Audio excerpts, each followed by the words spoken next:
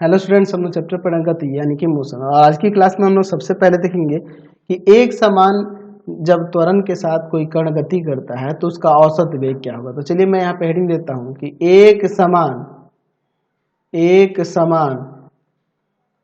त्वरित त्वरित गति के लिए औसत वेग एक समान त्वरित गति के लिए औसत वेग क्या होगा। चलिए इसको देखते हैं। अच्छा, जब कोई कण त्वरित गति कर रहा है तो उसका त्वरण कुछ होगा और वह किसी समय अंतराल के ही ना बीच गति कर रहा होगा जी। तो हम लोग यहाँ पे मान लेते हैं कि माना कि एक कण एक सरल रेखा में एक समान त्वरण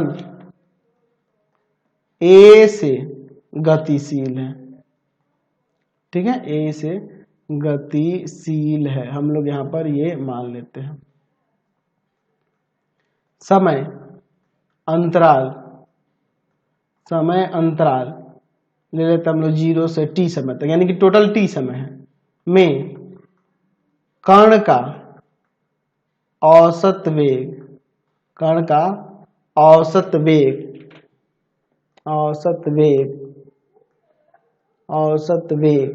हम लोग यहाँ पे औसत वेग को यहाँ पे लिख देते हैं v और बेस में लिख देते हैं एवरेज वेलोसिटी VAV।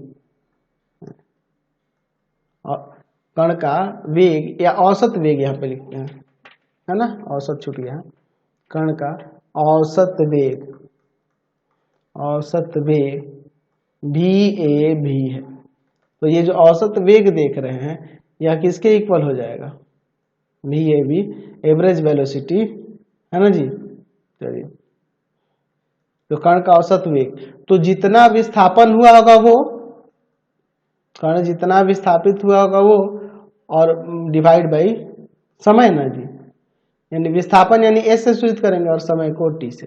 तो हमने अभी देखा था कि जो विस्थापन होता है, विस्थापन S जो होता है वह इक्वल होता है किसके, UT प्लस हाफ AT²। और बाई में यहाँ पे ये T है, अलग अलग भाग करते हैं, इसमें भाग करेंगे तो U हो जाएगा और प्लस यहाँ पे भाग करेंगे तो हाफ AT हो जाएगा। कोई दिक्कत नहीं है। चलिए, हम लोग पढ़े हुए हैं फॉर्मूला, क्या पढ़े हैं हम लोग, वेग समय समीकरण में देखे थे कि V इक्वल टू में U प्लस का AT, यानी AT इक्वल टू में क्या हो जाएगा, V माइनस का U ना। चलिए, U प्लस का AT की जगह पे क्या आ जाएगा, V माइनस U और बाई में आपका समय, सॉरी बाई में आपका 2, बाई में आपका ये 2। चलिए यहाँ एलसीएम ले लेते हैं 2, तो 2U plus V minus U, यानी यहाँ से औसत वेग जो होगा वह इक्वल हो जाएगा आपका U प्लस V बाई 2 के। तो यानी हमें यहाँ पे औसत वेग किसके इक्वल होता है, तो हम लोग देख रहे हैं कि औसत वेग जो है यहाँ पे प्रारंभिक वेग और अंतिम वेग के औसत के बराबर होता है। यहाँ U क्या है, प्रारंभिक वेग और V क्या है यहाँ पर, अंतिम वेग है। तो इन दोनों को योग और बट्टा में 2 यानी कि इसका औसत ही ना होगा। ठीक है, तो हम लोग यहाँ पे लिख सकते हैं याद रखने के लिए कि किसी सरल रेखा में एक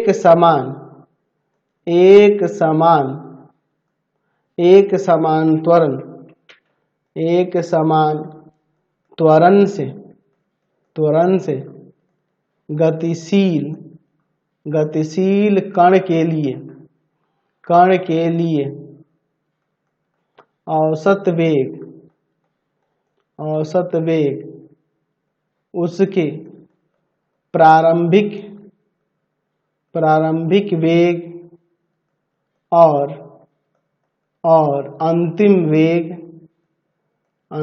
वेग का औसत होता है।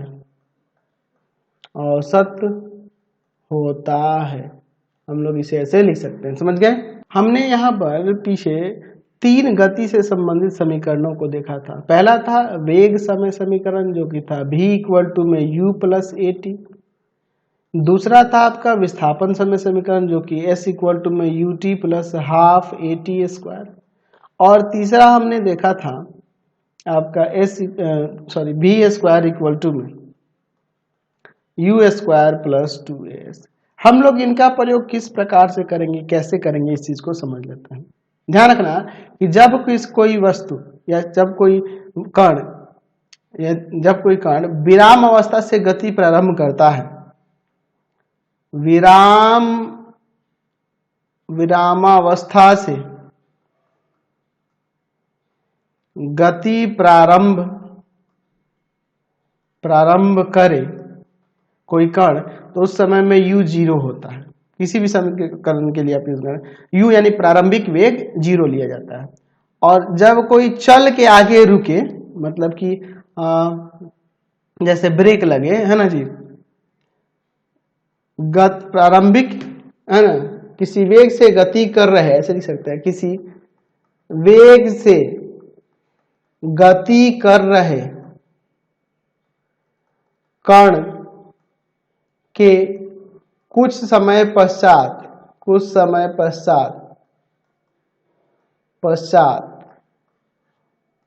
रुकने पर अंतिम वेग क्या लेंगे, तो उस समय में अंतिम वेग 0 लेंगे। उसमें भी आपका 0 लिया जाएगा, क्योंकि देखो प्रारंभिक वेग कुछ तो कुछ होगा, लेकिन उसमें ब्रेक लग रहा है, कुछ समय पश्चात वो रुक रहा है, तो उस कंडीशन में हम लोग अंतिम वेग को 0 ले लेंगे। ये भी आपको ध्यान रखना होगा। आपको ये भी पता है कि त्वरण 0 निगेटिव या पॉजिटिव हो सकता है। एस विस्थापन जो होगा हमेशा धनात्मक मान आएगा, ठीक है। तो इस चीज को आप यहाँ पर ध्यान रखेंगे, इसमें समय भी आपका हमेशा धनात्मक ही आएगा। हाँ, त्वरण जो होगा पॉजिटिव निगेटिव या 0 हो सकता है, उससे कोई दिक्कत नहीं है। हम लोग ये भी ध्यान रखेंगे कि अगर मान लीजिए विराम अवस्था से कोई कण आगे की तरफ गति कर रहा है, तो जाहिर सी बात है वो एक्सिलरेट हो रहा है, तो उस समय में आपका त्वरण जो होगा वह धनात्मक होगा। अगर कण गति कर रहा है और कुछ समय पश्चात रुक रहा है, तो उस कंडीशन में त्वरण जो होगा वो आपको ऋणात्मक लेना होता है, निगेटिव लेना होता है। तो ये चीजें आपको ध्यान रखनी होंगी। चलिए अब हम लोग बात करेंगे वृत्तीय गति के बारे में। वृत्तीय गति, चलिए वृत्तीय गति को थोड़ा समझ लेते हैं। मान लीजिए मैं यहाँ पर कुछ इस तरह से एक आकृति ले लेता हूँ, ठीक है। एक्चुअल में ये तो वृत्त हमने लिया नहीं है, हम लोग षटभुज लिए हैं, ठीक है। तो यहाँ पर अगर मान लीजिए इसका A B C D E F ले लें। जब कोई कण ए से शुरू होता है और फिर ए पर आता है, तो देखिए अगर ये यहाँ से ऐसे जाता है तो जाहिर सी बात है इस दिशा में जाएगा, फिर यहाँ से यहाँ जाएगा तो दिशा बदल गई, फिर यहाँ से यहाँ जाएगा दिशा बदल गई, यहाँ से यहाँ दिशा बदल गई, यहाँ पे यहाँ दिशा बदल गई, यहाँ पे यहाँ दिशा बदल गई। यानी प्रत्येक बिंदु पर यहाँ से यहाँ भुजा पर जाने पे इसकी दिशा बदल गई। अगर हमने इसमें भुजाओं, है ना, षटभुज की जगह पे हम लोग 10 भुज वाला, 20 भुज वाला, 25 भुज वाला कोई बहुभुज ले लें, तो उस कंडीशन में क्या होगा, वो लगभग वृत्त जैसा ही दिखेगा। तो अगर हम लोग यहाँ पे वृत्त की बात करेंगे, तो वृत्तीय पथ अगर पूरी तरह से पथ वृत्तीय है, तो यहाँ पे कह सकते हैं कि इस पे प्रत्येक बिंदु पर कण की दिशा लगातार बदलती रहती है, ठीक है। कण की दिशा हमेशा बदलती रहती है, ठीक है। यानी कहने का मतलब जब कण की दिशा बदलती रहेगी, इसका मतलब कि उसका वेग लगातार बदलते रहता है, उसका वेग लगातार बदलते रहता है। हाँ, चाल एक समान होगा, लेकिन दिशा जो होगी बदलने के कारण कह सकते हैं कि वेग लगातार बदलते रहता है, ठीक है।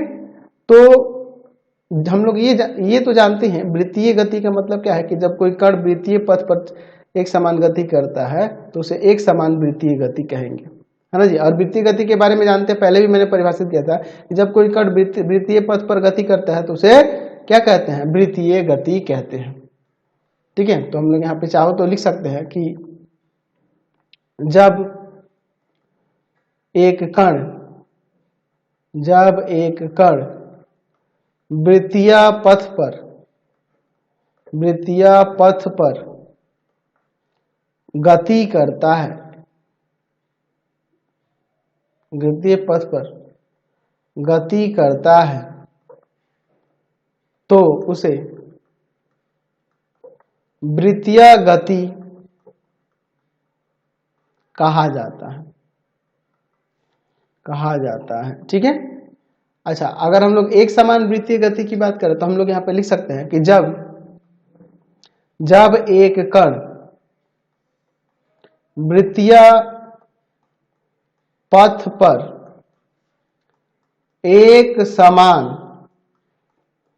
चाल से चलता है तब उसकी गति को एक समान वृत्तीय गति कहा जाता है। मान लीजिए कोई कण यहां से ए बिंदु से शुरू कर फिर यहीं पे वापस आ गया, और अगर इस वृत्ताकार जो पथ है इसकी त्रिज्या अगर हम लोग r ले लेते हैं तो इसकी पूरी लंबाई, इसके पथ की पूरी लंबाई क्या हो जाएगी, 2πr हो जाएगी। इसकी परिधि है ना जी। तो अगर और मान लीजिए कि ये जो गति कर रहा है ये t समय में कर रहा है, चलिए तो हम लोग यहाँ पर मान लेते हैं, लिख लेते हैं यहाँ पे कि माना किसी वृत्तीय पथ की त्रिज्या r हो तथा और कोई कण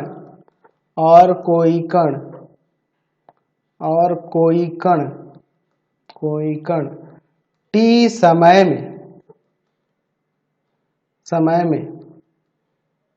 समय में भी चाल से एक चक्कर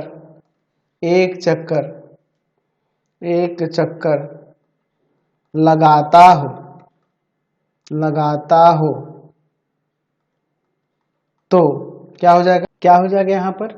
तो हम लोग लिख सकते हैं कि यहाँ पर लिख सकते हैं कि वेग इक्वल टू में v इक्वल टू में, ठीक है, ये सॉरी चाल है ना जी, v चाल में, तो चाल इक्वल टू में हम लोग क्या लिख सकते हैं, दूरी बटा में समय ना, तो दूरी 2πr हो जाएगी और समय आपका t हो जाएगा, यानी कि चाल इक्वल टू 2πr/t। जब वृत्तीय गति होगी तब उस कंडीशन में हम लोग फॉर्मूला यूज करेंगे। और जैसा कि मैंने आपको बताया कि जब कोई कण वृत्तीय पथ पर गति करता है तो उसकी लगातार दिशा बदलती रहती है। इसका मतलब हुआ कि उसका वेग लगातार बदलते रहता है, भले चाल एक समान हो उससे कोई फर्क नहीं पड़ता है। तो आप यहाँ पे याद रखने के लिए लिख सकते हैं कि वृत्तीय पथ पर गतिशील कण अपनी दिशा लगातार बदलता रहता है ना। अर्थात ये लिख सकते हैं कि उसका वेग लगातार बदलते रहता है, भले ही उसकी चाल एक समान हो। समझ गए, कोई दिक्कत नहीं है। तो ये आपका चैप्टर ही कंप्लीट हो गया। आज की क्लास में इतना ही। नेक्स्ट वीडियो में हम सीधे एक्सरसाइज में चलेंगे और क्वेश्चंस को देखेंगे। आपको हमारे 3 चैनलों को सब्सक्राइब करना होगा। पहला है पाथ फाइंडर क्लासेस छपरा। दूसरा आपके पास भारती भवन रविकांत सर।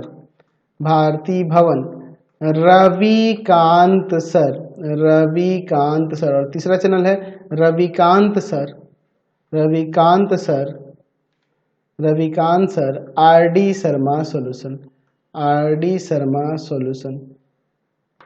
ठीक है, तीनों चैनल को सब्सक्राइब कर लेंगे और इससे रिलेटेड वीडियो के लिए सीधे डिस्क्रिप्शन में जाएंगे। इससे रिलेटेड नोट्स के लिए गूगल पे जाकर सर्च करेंगे www.ravikantsir.in और यहाँ जाकर आप सभी क्लासेस के नोट्स उनके पीडीएफ को डाउनलोड कर सकते हैं, पढ़ सकते हैं। इंस्टाग्राम और फेसबुक पे जाके पाथ फाइंडर क्लासेस छपरा को लाइक एंड फॉलो करना नहीं भूलेंगे। Thanks for watching the video.